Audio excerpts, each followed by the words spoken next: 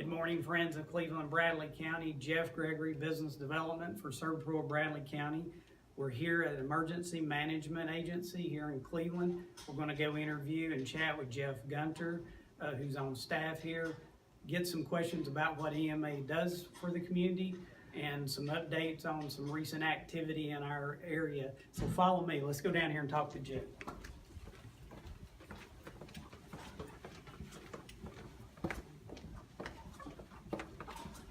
Hey Jeff, how you doing? All right, it is. Good to see you, man. Thanks for your time today. Sit down and chat with us, find out some things going on in the community. We've got some things to talk about, a little courthouse fire down the way and things like that. So let's take a seat and chat just a minute, if you don't mind.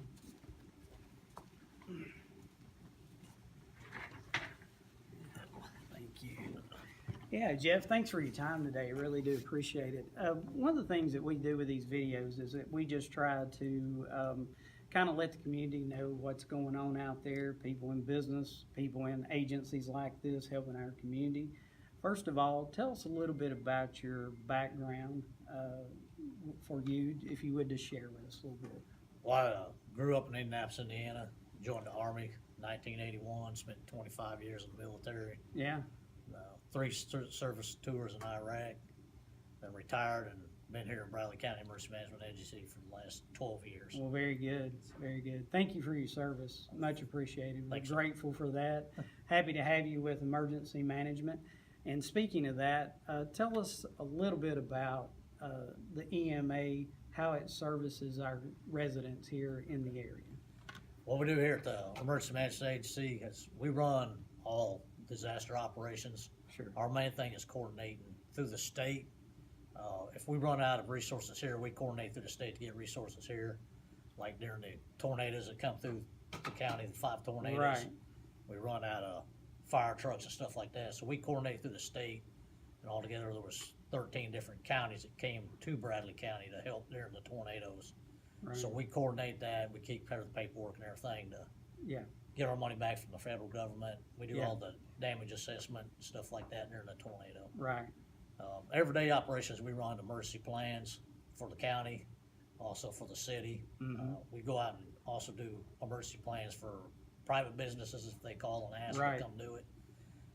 We run communications tower, 5 different communications towers for the 911 center, and we're in the process of building a 911 backup center right now. Wow. So that'll be a second operation to this building that's here. So all the communications, all the technology that goes into communicating with our agencies throughout the state, our local agencies, law enforcement, firefighters, I mean, you guys are involved in that. Yes, sir. Yeah, and I know sometimes I talk to you and you are been out in the middle of the night with a tanker turned over with hazardous material, and then the next minute I talk to you, you're up on a mountain checking out a communication Yes, tower, or like a few Saturdays ago, standing outside the courthouse fire with firefighters trying to extinguish a fire down there. We're in a real large room here, and I look around, I see a lot of communication, I see radios, I see monitors, I see scrolling information, maps, weather reports over here. Tell us, a lot of people in the community probably drive by this building and have no idea that this is here. I didn't until I got involved and started becoming part of the community meetings here and things of that nature. Tell us what this room serves and what it's about. Well, inside this room here, this is where we'd come if we have a disaster. We'd come in here, like the most recent one would have been the Walker plant. Yeah. So we activate the EOC. We bring all the department heads inside the EOC and plan here how we're going to conduct our operations for whatever is going on there. And if they need outside resources, we'd contact from here.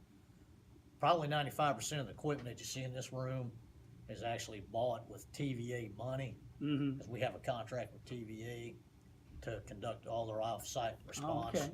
So that money comes in on maintenance money, and Right. that's what we purchase all this equipment with in here. The radios and everything else. The weather stations we monitor 2 different weather stations here outside of what comes out of Morristown. Yeah. So we, a lot of times, will put out weather alerts and stuff even before Morristown will put them out. Right, and I actually get some of those text messages, Yes, sir. which I encourage all the community to have. I mean, it kept me up to date on the tornadoes, the storms, all the things going on. Typically those I get alerts of school closings and things like that before I get an alert from the actual school or anything. Yes, So if a situation took place, like we had tornadoes years ago, we would have the sheriff's department here, we would have firefighters in this room, we would have all those different agencies, even leadership from administration from the school system as yes, well, right? yes.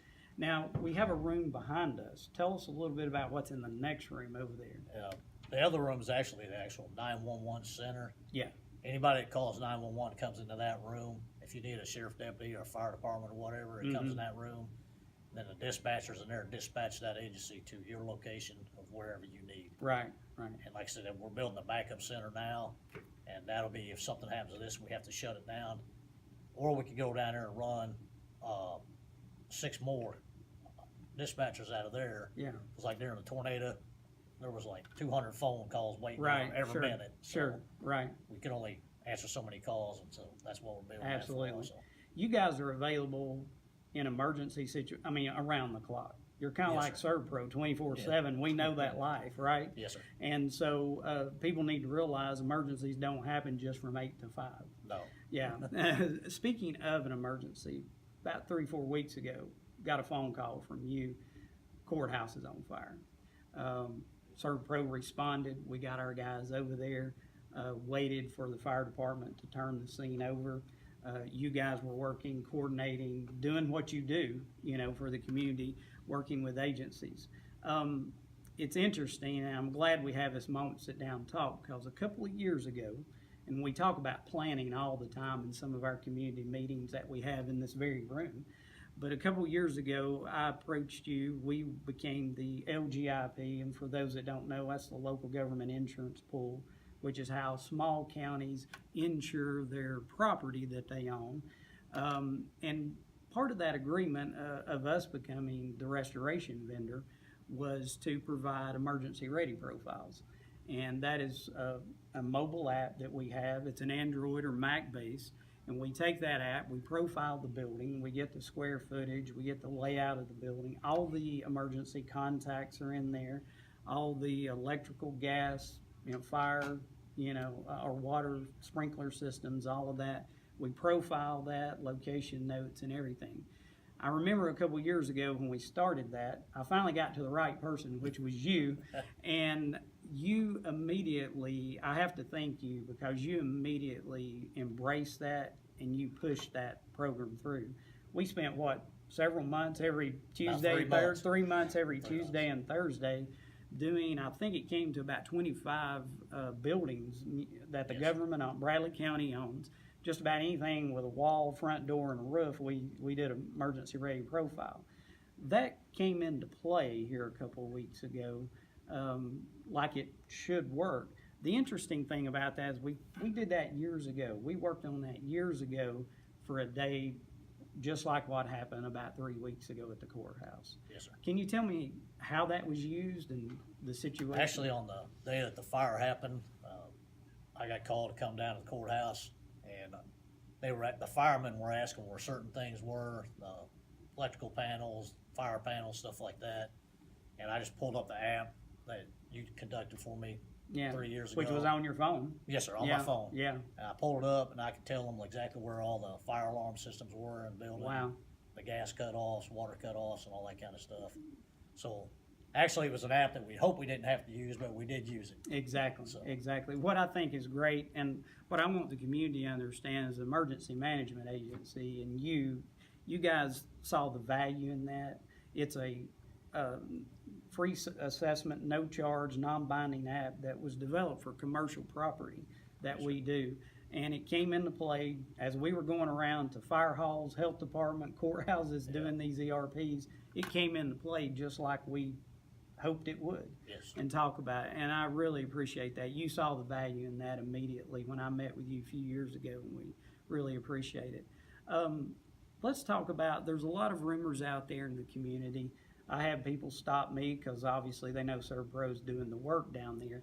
How bad is it? I hear they're gonna tear it down. No. Any truth to that No, whatsoever? it's not gonna be tore down. The fire happened, what happened was all the power was out downtown Cleveland that day.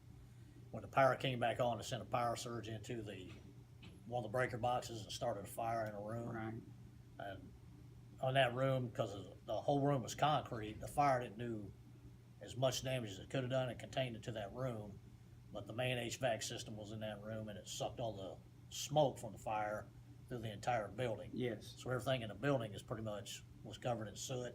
right, The main damage just from the fire was electrical wiring and internet wiring. Really, Right. to get down to. yeah, I went up into some of the HVAC system, but even though that building was constructed in 1964, the year I was born, I give my age away here, but it is a well-built concrete box. I mean, you know, yeah. and probably with all the upgrades and some of the energy upgrades that the county already had planned, will probably actually end up being a much improved building when it's all Yes, said and done. It's just going to take a while. That happened on a Saturday. We were asked to meet along with the agency, department leaders, commissioners, along with Mayor Gary Davis at his office at 2 o'clock on a Sunday afternoon. I just want to say, you know, to the community out there that it was neat to watch you guys come together, our county officials come together, and they knew what it was. It is what it is. We've got to work around this. Our county clerk is over here, our veterans office is over here, but everybody made it work, came together. Of course, you guys are securing the courthouse.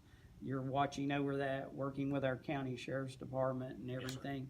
I just want to say it was a proud moment for me because I got to witness firsthand, kind of from the outside looking in as a vendor, just how well our government came together, how well you guys worked. There was no drama, there was no panic. It's just, you know, we have plans in place. We just have to put it through. As much as you plan, you still have things you have to work through. But it was a great day. I think our residents in this county and city should be proud, and not to leave out the city. They pitched in, and Mayor Rowland offered any space available. Our courtrooms are shared, so Mayor Rowland and Mayor Davis, have worked hard to, keep things running.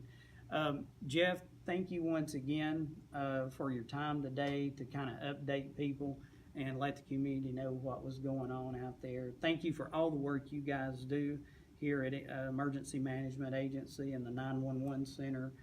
Troy and you guys, you do a great job, and we appreciate it. We're very fortunate in this area to have you guys here. Thank you so much for your time. Thank you. Appreciate that.